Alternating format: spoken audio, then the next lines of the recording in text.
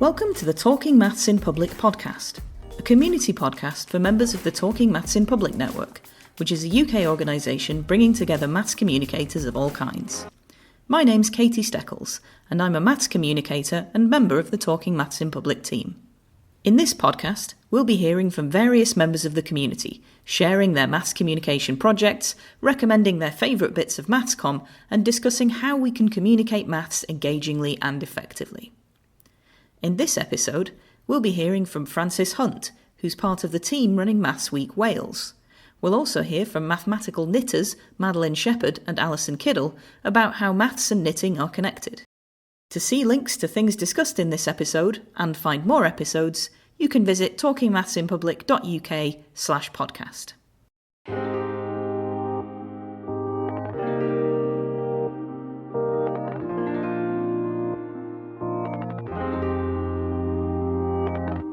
First up, I spoke to Francis Hunt about Maths Week Wales, which is taking place this year for the second time. So I'm talking to Francis Hunt, who is part of the team that is running Maths Week Wales. So hello, Francis. Hello, Katie. Thanks for having me.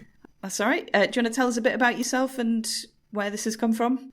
Yeah, okay. I work for the Maths Support Programme in Wales. So we were the Further Maths Support Programme in Wales, like the one in England, except much smaller.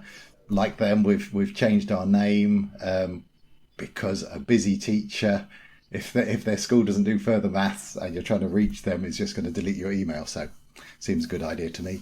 Yeah, I did maths, probably like many of the people on this podcast.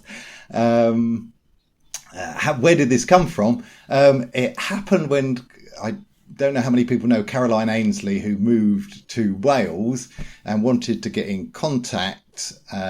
Alison sent me a message and I invited her to our free teachers conference at the end of summer term, and she said, what about a Maths Week Wales? So I said, yeah, that's brilliant. Yeah, Caroline has been quite involved in Maths Week Ireland and a lot of the other kind of Maths Week projects, and Alison Eves is at the Royal Institution, which I believe has some links with Maths Week England, and you know, there's various different Maths Week projects, but I guess Wales is the one that didn't exist yet. Exactly so. And as I say, I mean, I said yes because it clearly sounds like the thing we should be doing, but I didn't actually know what a Maths Week was, unlike Caroline and Alison. But so I said, by the way, what is a Maths Week? And Caroline said, am I free this weekend? And I said, yes, well, come to Maths Week Ireland. So I invited across, met Owen and Sheila, who started Maths Week Ireland. They're great people as well, a lot of fun. And a lot of fun other people. So made enormous balloon pyramids in central Dublin with sort of Tiago working the door to get people in past the fence. So that was an enormous amount of fun. And then we did a tour down to Cork and I met Andrew Jeffrey, who does Maths Week Ireland, but obviously is a huge part of Maths Week England. In fact, I asked him, okay, what are the things, if we do a Maths Week Wales, what are the things to be careful of? And he made me laugh because he said, well, there's many organisations who think they should be doing the Maths Week, but they don't want to do the Maths Week. But above all, they don't want you to do the Maths Week. Yeah. So, yeah, I guess, I mean, there's from what you're saying, there's a whole bunch of different people get involved in these kinds of things. So Tiago is a recreational mathematician in Portugal who's involved in a lot of the kind of Maths Jam gathering events and does kind of mathematical magic and that sort of thing. And I think it really kind of speaks to the fact that this is the nature of this event is basically just bring together as many people who want to do mathematical activities and things as possible for a week, and just do that wherever they can. And yeah, as you say, it kind of varies depending on what kind of backing the organisation has. So I know Maths Week Ireland have a reasonably good kind of financial basis. They do really well at getting sponsorship for it without the sponsor requiring them to call it, you know, the whatever Maths Week. You know, it's quite a nice kind of arrangement that they have there. And I know Maths Week England is really grassroots. It's kind of just Andrew kind of pulling in people that he can find to do things, and it's kind of grown from there, I guess. So does that kind of, which approach are you going to try and take for Maths Week Wales, I guess? Yeah, okay, no, that's a really good question. So, yeah, I mean, Owen, the big advantage we have is that people know what a Maths Week is. I mean, apart from me, Yeah, there's sort of a clue in the name, right? It's a week when you do maths. And I feel like a lot of these things, it's kind of just more of an excuse to do something. You know, like a lot of school teachers would love to do more kind of outreach, enrichment type things with the kids, but like they just don't have the momentum to do that. And if it's like, oh, well, it's part of this bigger thing, though, so we have to do something because it's Maths Week. The fact that there is one that is for the country that you're in, I guess, is a useful hook to hang things on. You are so right. I mean, one of the big things we hope is it's just a space which enables teachers, they can say to senior management, it's Maths Week Wales, we need to do this. I'm afraid I'm going to need to take the children out and we're going to do something exciting. It's different, like you say, different weeks have different ways of doing it. It's very much Owen and Sheila have fantastically raised the profile in Ireland. Scotland's government-led, from a report they produced. England, I certainly know Andrew and I know Rob Eastway and Emsland are big in it, but there's loads of people. And like you say, that is the thing. It comes from the enthusiasm and people willing to share their enthusiasm, which really powers it and enables it. So the model we had we just got loads of people in a virtual room together and said, what are you going to do? And a number of organisations automatically do some sort of outreach. And so it's just by doing it in the same week, it cuts through a bit more is the hope. And also, if those organisations do something which makes sense to them, we thought much better if everyone does their own thing, which is sensible to them, as long as it's building up and inclusive, maths for all, then we can publicise it centrally, and it gives a lot more. It's a lot more scalable.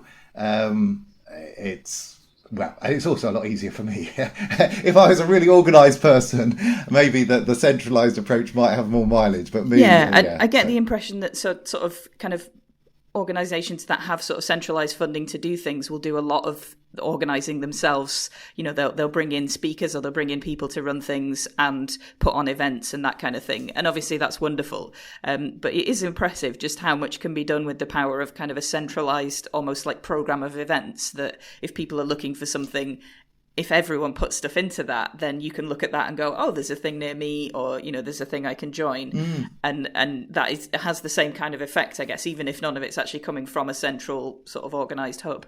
And the other possibility which worked very well, the Royal Institution were keen to do something, didn't have a venue. There was a museum which had a venue, wasn't sure what to do. And that worked brilliantly. That was TechnoQuest.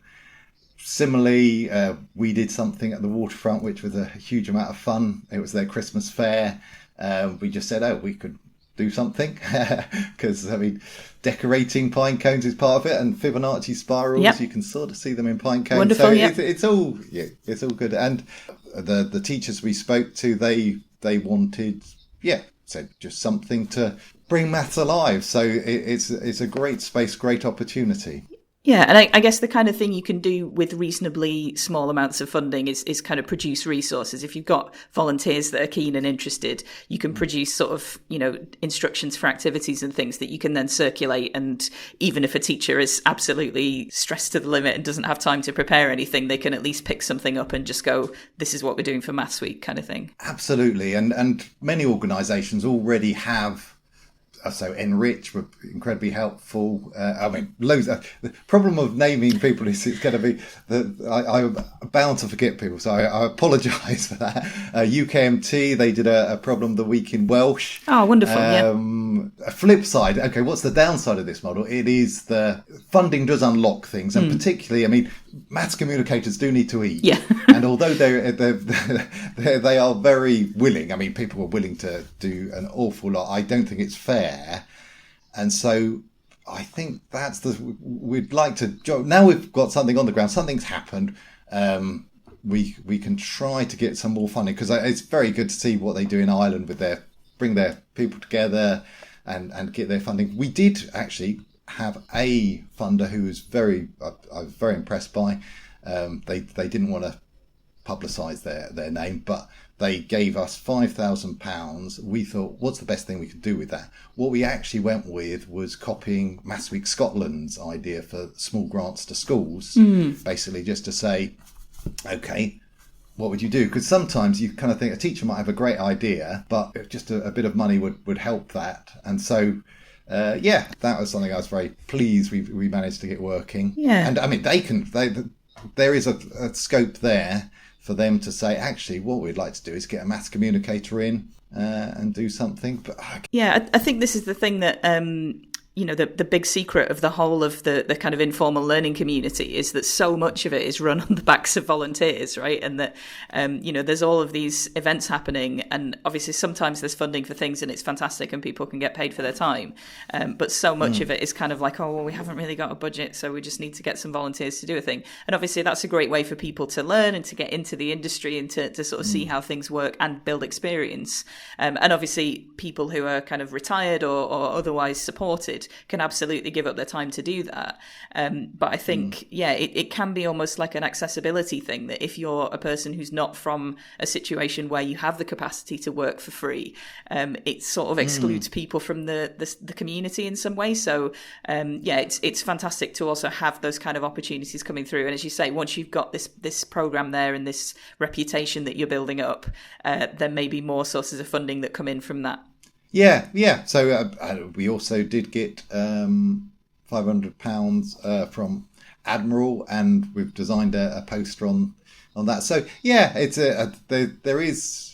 I think, one of the challenges these days is there's so much information. So I'm sure anyone with funding gets loads of people contacting them and trying to work out if it's a sensible thing. So hopefully Track Record helps with that. They say, oh yeah, actually, there was a lot of children involved in that. That looks to be going the way. Downside, when we were originally discussing this with my boss, the late great Sofia Lyakova, she said, well, one of the disadvantages of getting someone to fund you is you then have to do what they say. Yeah. So, it depends on the funders. But your point about enabling some of the best people to get, or some very good maths communicators to get involved, although they would do it for free, I don't think it's fair, and that's one thing I would like to try to improve if we can do something. One of the challenges last year, there were just so many possibilities and opportunities. Some of them we didn't manage to pick up on. So there was U3A. Someone gave me some leads there. There was an offer from Bath that they had some talks, but we hadn't got a venue sorted for that. So. And so, but that said, we'll try to see where we can go. A bit more on that. But again, at the Joint Maths Association, when I announced it, loads of people were enthusiastic, said, "Oh look, they'd be really happy to get involved." And so, So if I guess I'll do this as sort of an apology. If we didn't get you involved, it wasn't because it was a bad offer. It was just that we, through organisation, funding and everything. Yeah, there's a lot of work in pulling everything together as well. It's and people offer things, but then it takes a bit more work to then turn that into something that's actually happening. So, I'm sure that as a team you're doing what you can, and obviously you need to make sure that the things you are doing are going well and they're being well received, and that you can't just put absolutely everything out there without having an eye on it, sort of thing. Yeah. It's the sort of. Swings and sort of roundabouts and balance, and I'm very much like to empower people to do how they see it, because it's sort of enriching rather than having your own sort of vision. So and things which work will work, and we say, oh, brilliant. Yeah. Let's do that next. And again, you get that kind of big mix of lots of different approaches and different people getting involved, and that's part of what this is about, I guess, is to show the breadth of what maths is and what you can do with it. Oh, definitely, hugely so. One of the things we did have a huge laugh when we were last week, because one of the things I didn't manage to pick up on was getting prisons involved, because I did have an exchange, but we didn't actually manage to get somewhere. So we were having a good hoot last week about whether we could do an escape room in a prison, because that would be... Well, it was very funny to us at the time. But if your house has just been burgled, it would be less funny, I imagine. So, it amused us as an idea, but yeah, but I think we'll have to go carefully on that. I've heard some great examples of outreach in prisons, because obviously it's a sector that doesn't necessarily get the same kind of attention as other places, and it's it's really nice to be able to kind of reach out to the whole community, everyone, not just kids in schools, because a lot of stuff is focused on kids in schools, but having a sense of like who else is out there and who else do we want to be targeting. Yeah, I think maths for all does mean for all, and some are hard to reach than others, and things I've done is often actually parents, when they come round, if you're doing something, they say, yeah, I used to like this at school, and they'll do some puzzles, and they want to beat their children at whatever game we've got there. Yeah, fantastic. So for Maths Week Wales, I guess, what plans do we have for the future? What's the next step with that? Okay, things I'm aware that we haven't done is reach into North Wales. All our physical events last year were South Wales based, partly because that's where most population is, and I guess people who did things were there. And I'm based in the south, so we're trying to do something up north, also with the Welsh language. So I mean, Welsh language is very important in Wales, right? Sort of rightly so. Maths for all means maths in Welsh and English. So we have got links there, but see what we could do with that. So, and also, I mean, I had a conversation with someone at Liverpool talking about outreach across the top of North Wales, because they have done things there before, and we were looking into whether we could, like with Technoquest and the RI, whether there was scope for someone providing a venue and doing that. So didn't quite align this time round, but first time round, but we'll see where we can go with that. Perhaps more involvement of primaries, because like you say, the natural catchment is secondaries, and it reflects who we've got involved. So that would be about getting perhaps more finance. It's slightly organic, because as I say, people are doing their thing. These are sort of things, that directions I would quite like if we could. If the funders are happy again to do the programme for schools, I'd like to do that again. But also this thing of getting some funding for enrichment specialists who are not part of organisations who can naturally sort of stretch to it. I guess those are the things, as I've said, maybe investigate prisons, pick up leads that we didn't pick up last time with people. So there's no one, this is the key initiative. These are some sort of directions we'd like to push towards, to expand towards. Again, good friends at Aberystwyth, they were thinking of doing something. We'll have a conversation with them, see if they're still up for it. Yeah, so just kind of gradually growing and evolving into a bigger thing with more stuff going on. I guess it's a good direction. I guess the question then is one for the audience. What would you like to do for Maths Week Wales? And go for it. So it's great. I mean, one minor change we've done this week, because speaking to teachers, whether we pulled it back one week earlier away from Christmas, because particularly with primaries, if you know they're rehearsing their Christmas parade come December, it's hard to find space for anything else.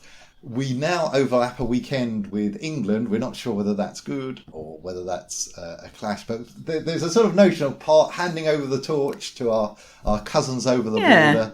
So maybe there's scope for doing something. So all ideas are good. We're at that stage, and then if we can sort of shape them and make them work. But very much, if you've got a good idea and you've in particular you work for an organisation or you've got some way of getting funded, more power to your elbow. So excellent. So just to confirm the dates for the Maths Week now, I guess, having moved it back a week. It will be the 21st of November to the 29th of November. So 21st to 29th. So okay.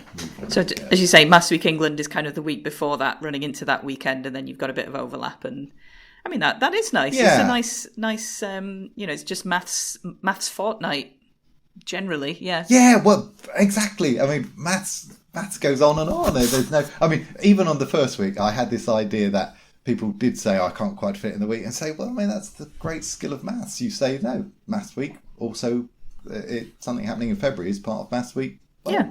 it just happened. We convenient labelling. Maths is all about labelling things well. Every week is maths week. Yeah. Fantastic. Exactly. This is either a pre-taste or a building on it. So yeah.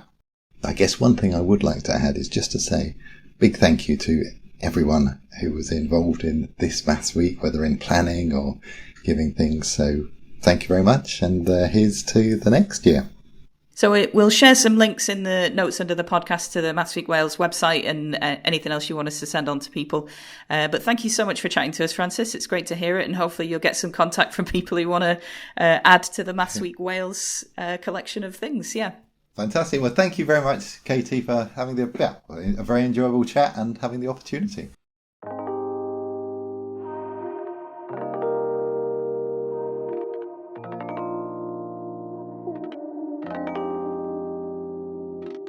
Up next on the Talking Maths in Public podcast.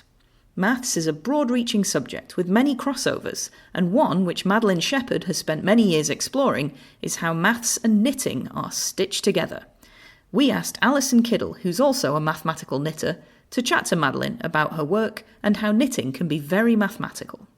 Hello, I'm Alison Kiddle. I'm a maths communicator and member of the Talking Maths in Public committee.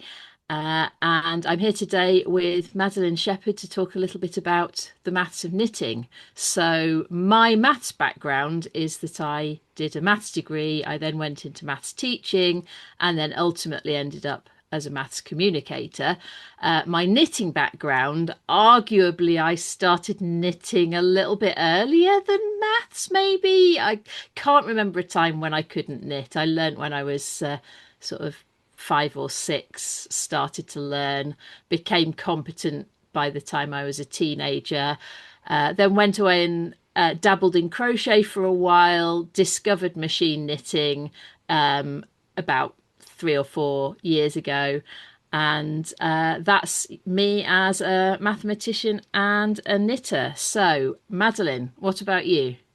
Well, I kind of have a similar background, although it's considerably older. I started, I was really interested in maths and science growing up. My dad was a scientist, and that kind of kindled that. And I left school to do a degree in astrophysics, dropped out of it and became a textile designer and kind of punk clothing person. Tried to make a business out of that, and part of the center of that was knitting, but it was quite extreme hand knitting for textures and so on. But all the way through it, I could tell that there was maths and science in what I was doing. And then I ended up having to get a proper job, which was with the Open University, and then I went back and did a degree in maths and life sciences while I was there. Their modular structure makes that really good, easy to do. And then I got into science communication as well and did a master's with them. And I've never quite made either of those things be my living. So it's been university admin. But now I have taken early retirement. I'm focusing on the maths in my knitting and trying to make something of that. So yes, I've recently started to look at how my maths and knitting go together. So I'm a lot earlier on the linking maths with knitting journey than you are. But I was invited to do a talk and pitched the hidden maths of knitting to a science festival last year. And I've now done that a couple of times. I did a very similar talk at Maths World in London for one of their late events. And so that talk was really all about the bits of maths that I had noticed whilst learning about knitting machines. I've done a little bit of stuff for schools as well about how to knit a circle, which is really a way of getting them to think about the geometry of circles, and I show them how on a punch card knitting machine, if you were to make a circular design, it actually comes out as an ellipse because knitting stitches aren't square. So it's really a way of getting them to think about transformations and graphs, but using examples from knitting to illustrate the ideas, and as well as the being able to talk a little bit about the computer science because of things like electronic knitting machines, punch card knitting machines. That's all tied into some of the stories of computer science and programming. And also, I think just the idea of a knitting pattern being a kind of algorithm, a kind of program, is something that crops up in what I do. But I think you're more about the knitting of maths than the maths of knitting. So, what is Yes. it that you're doing in your work? Well, when I started out doing this, I was purely a hand knitter. I hadn't got back into machine knitting again since my early business. And I was doing it for maths communication purposes. But the idea I'd come up with was to use craft skills to get people into doing something and then tell them there was maths in it, but they were making mathematical objects. So first things I was doing were knitting Mobius strips. Now, this is an example. It's knitted from the center out. Can I just describe this to anybody listening? Hopefully, we'll be able to get a picture online as well for you to look at. So this is beautifully coloured in some oranges and purples, and it's a Mobius band, so I can see the twist in it. But the knitting is going to give me a different way to think about the maths of it because of the way it's constructed. So how on earth is that knitted? Right. How do you do that? That is the cast on row right in the middle of the piece. And it's done on a circular needle using a provisional cast on. And then you can actually knit both sides of your cast on row as you go. And it spreads out this way across. So basically you make a tiny narrow Mobius strip with your cast on, and you twist your circular knitting needles around so that they form the edge of the Mobius strip. And then you just build on that edge until you get it as wide as you want. And I've chosen particular stitch pattern so that it's kind of stretchy, and it's the colours are built into the yarn. It's one of those fancy yarns, all the colours in it already, so you're not changing and creating lots of loose ends to tie in at the end. So the only seam in it is right on the edge there where that purple meets the paler purple. I would use these as kind of demonstration pieces and give people much simpler things to do. There's a much simpler way of crocheting the same structure. So I was just about to say, I once made a Mobius shawl out of crochet, and the instruction was to start with a really long chain and join it, but put a twist in the chain, which of course is the opposite of what you're usually trying to do. You're usually trying to avoid putting a twist in, but once you put the twist in to start with, then it just grows outwards from there. And I think it gives you a different appreciation of the structure of the Mobius strip to make one like that, rather than the classic way of just making a twist in a piece of paper and sticking it. And then from that, I moved on to doing other crochet forms.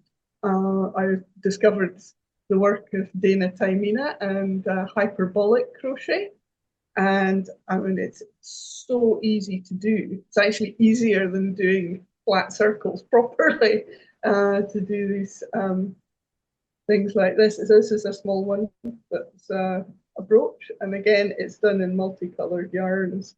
But It starts from a very small amount of stitches in the round, going outwards, increasing at the same rate all the time. And eventually you get so much material that it curls back on itself and shows off its negative curvature in a very beautiful way. And this sort of work was picked up by people in California who called the Institute for Figuring, who created the International Hyperbolic Crochet Coral Reef Project. And there were various satellite versions of it all around the world, including one in London, and that's where I kind of got into that sort of thing. And I wanted to do one for Edinburgh, but there were various conditions attached, like how do you store it after you've made it, and because these things are huge, they fill up art galleries and so on. And I realised there wasn't the practical resources to do that in Edinburgh.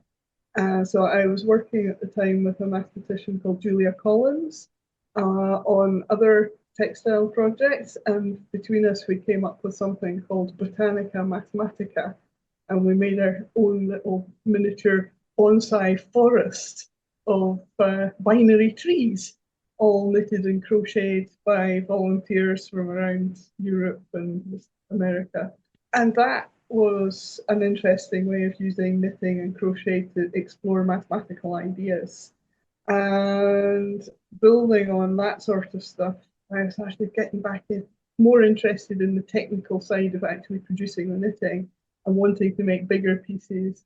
And also, when I'd done my maths degree, I encountered things called cellular automata, which probably pop up more for computer scientists, but they were an interesting bridge between some of the life sciences and the maths that I was studying then, as kind of growth processes and ways of simulating biological growth.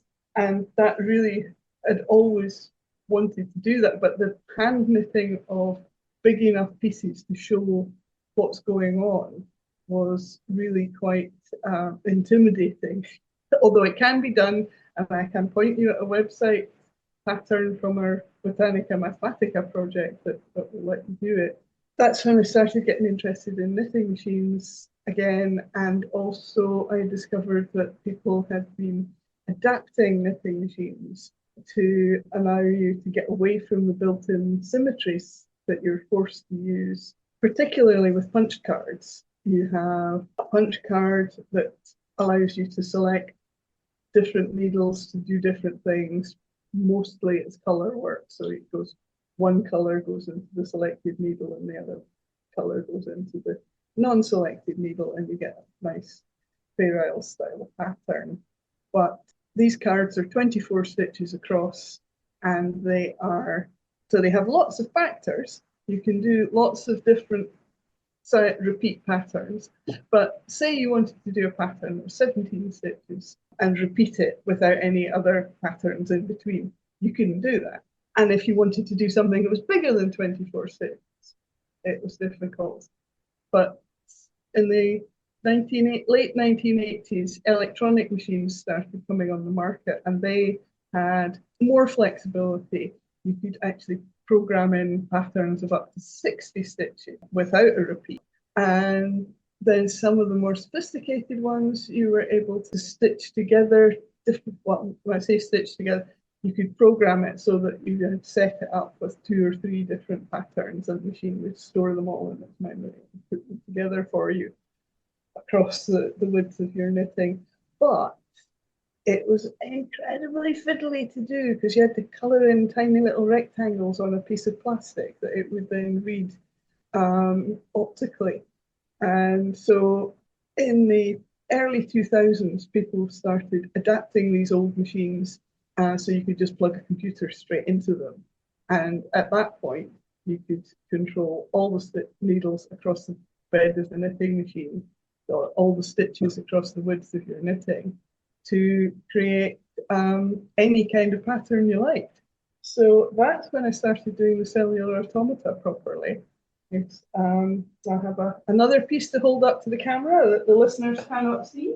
What I'm seeing here is black and white knitting in what looks like a very chaotic pattern with little bits of structure in.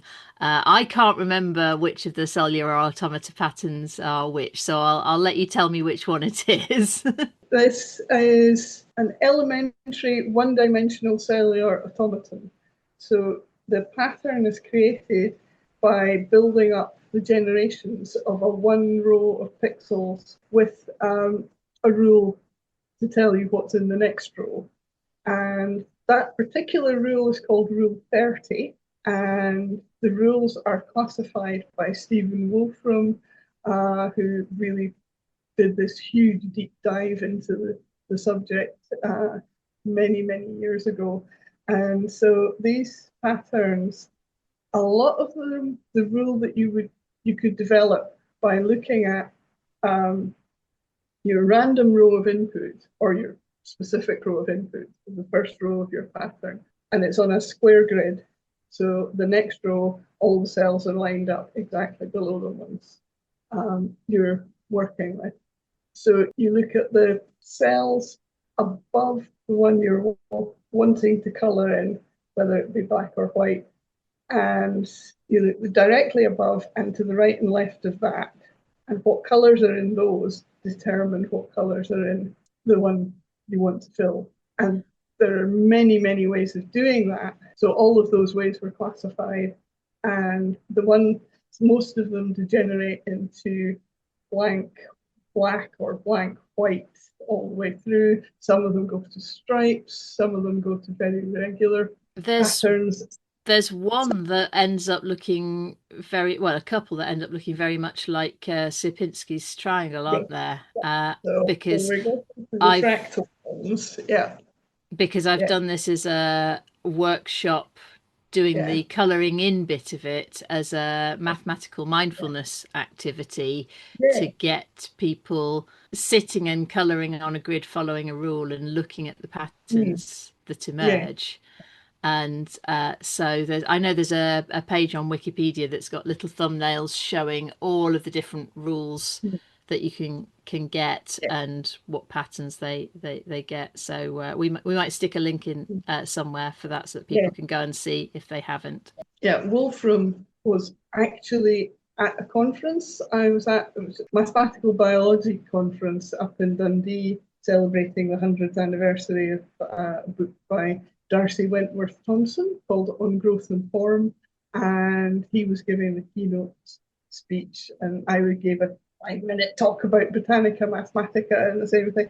And I was wandering around the social spaces wearing this, and he came up to me, and I had it on around my neck, so one end was like that, and he said, "Oh, you've got it on upside down." And I went, "Oh, no, I haven't. It starts down here and it goes all the way up and round the other side." Oh, of course. Oh, let me try it on. So this piece has actually been round Stephen Wolfram's neck. And I was such a goofy fangirl, I forgot to take a photo of him.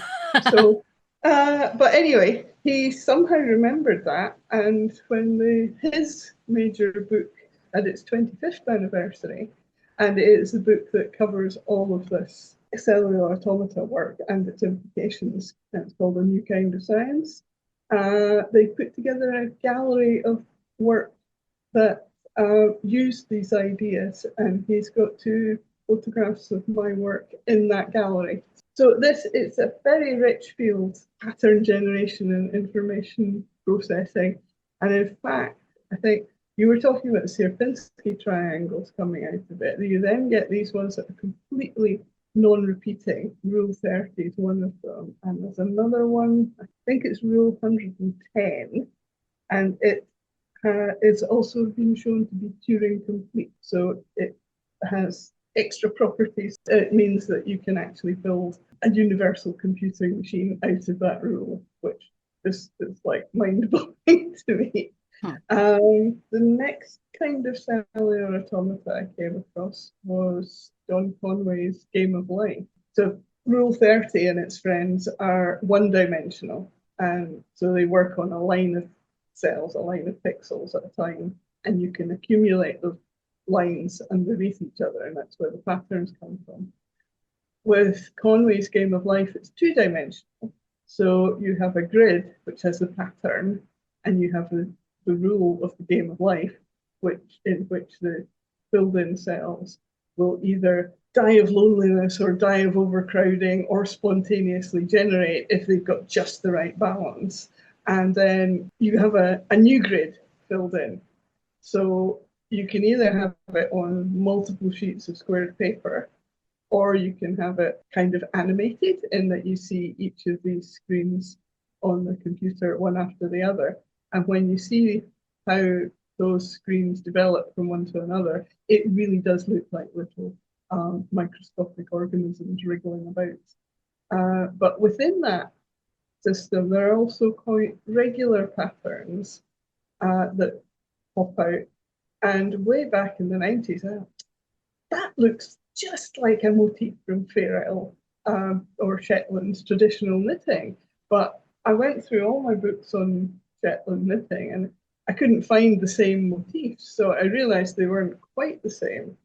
And that's when I started thinking about knitting Conway's Game of Life. But you don't get the movement that most people associate with playing with the Game of Life. So I had to find a whole other way of developing it into my knitting. And that's where I came up with just taking not repeating patterns, but cyclical patterns like these. Under the rules of the Game of Life, this blue and yellow pattern we just change into that one, which we change into that one, which we change into that one again. It's subtly different, but I'm just pulling them out and arranging them to look like traditional Fair Isle knitting. So you're using the rows of what looks like traditional Fair Isle knitting to show different stages of the evolution of the things in the Game of Life. Yeah. And the narrow red rows, which would be called Peary patterns in Shetland, are made up of a particular motif called a glider, and there's 4 stages of it, and then it goes back to the same shape.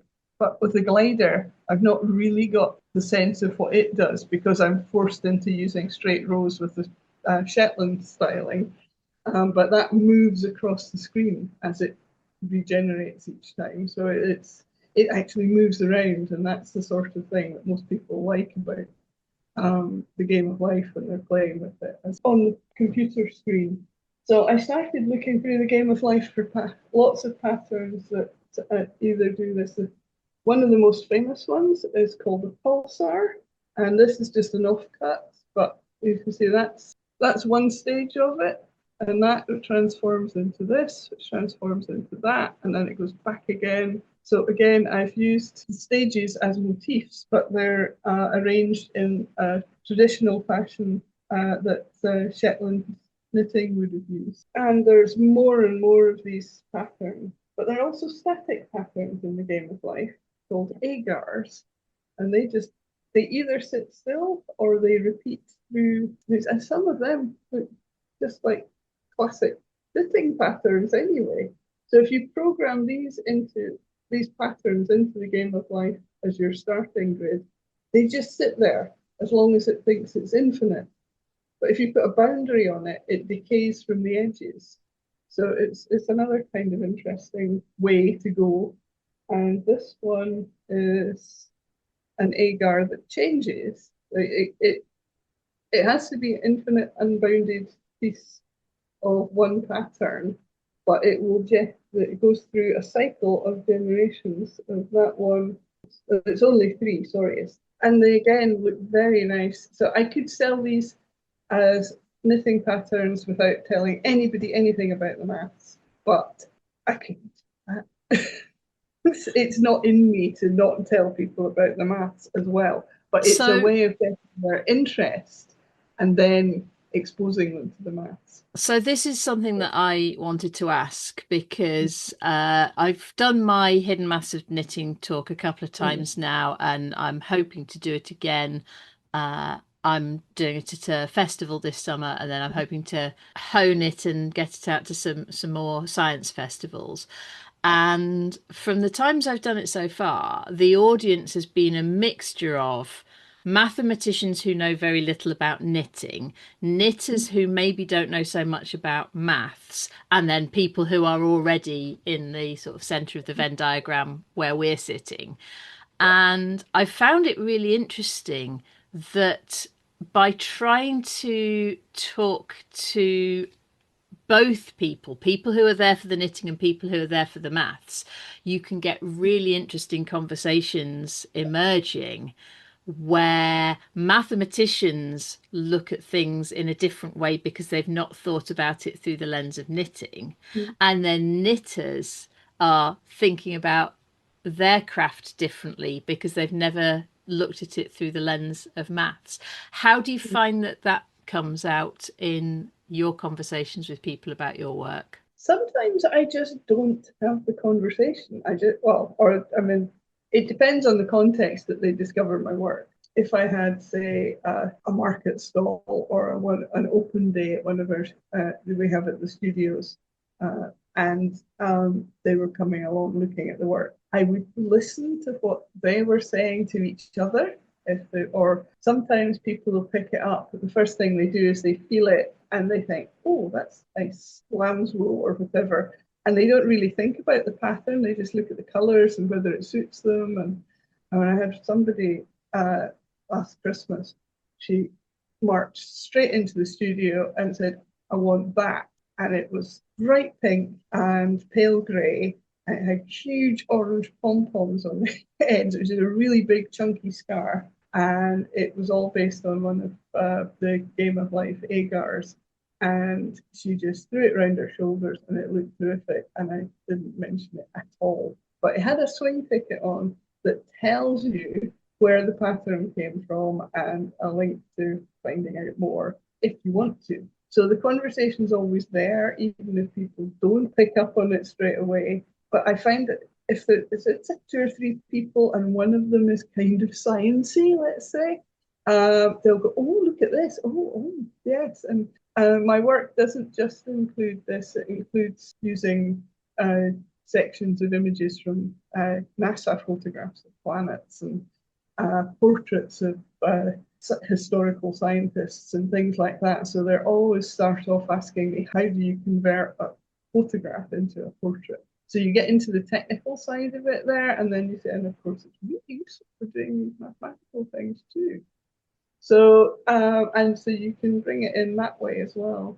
So, but you have to have the eye-catching statement pieces to draw them in. I guess it's this principle within maths communication and wider science communication of doing something that's meeting people where they're at and making things available to them so that should they wish to look in more detail, they know where to go. A sneak peek of something else I'm working on. So basically what I'm doing is knitting the shirt tile from the discoveries a few years ago. So it's actually a wearable shirt. Right. So the tile itself breaks down into rectangle triangles. So each side of the garment will be one copy of the tile. But in order to give it some interest, I've coloured the triangles. So the triangular stuff is too colourable as well. So there's always lots of maths going on there in different ways. But some people just go, oh, that's cool. I want one. But that's, and I guess that's what we want. We want people to be able to engage with the maths at whatever level they're at. And if it makes them, if they know that they've spoken to a mathematician or someone who's using maths to inspire their work, it's going to give them a slightly different perspective on who we are and what it is we do. Now, I know you've got an exhibition coming up, haven't you? Yes, that's right. And the shirt tile will be one of the focuses of that. I've got 3 projects on the go that I want to showcase in the exhibition. So there's the shirt style shirt, there's a computational kimono, which is basically using the cellular automata to create the fabrics for making Japanese style jackets and so on. And then the other thing is geological, because it's the 300th anniversary this year of the birth of James Hutton, who was one of the founders of modern geological thinking. And he happened to be born in Edinburgh. So I'm doing stuff that's a portrait and some geological map kind of things. But he also had this key phrase, no vestige of a beginning, no prospect of an end, to describe the geological processes. And I thought, wouldn't it be great to get that on a Mobius strip? So I'm working on that. So there will be some maths in the geology bit too. Yeah. And that will be at the beginning of October in Coburg House Arts Studios Gallery down in Leeds, Edinburgh, where I have my studio. Yeah. So, well, I'm really hoping that I'm going to be able to make it up to Scotland to see that. And I'm sure lots of the people listening to this will as well. Thank you very much for taking the time to talk with me today, Madeleine. And happy knitting. Thank you. Thank you for having me. And yes, happy knitting. Get out there and knit stuff.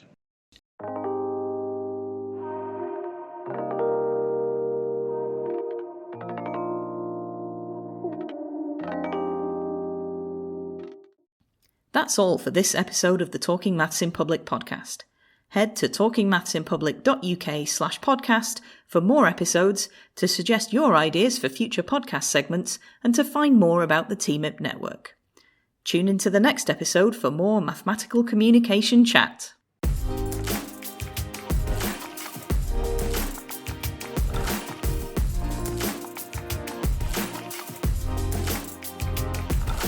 The Talking Maths in Public podcast is presented and edited by Katie Steckles and funded by the International Centre for the Mathematical Sciences. The music is For Her by Liederk on Pixabay.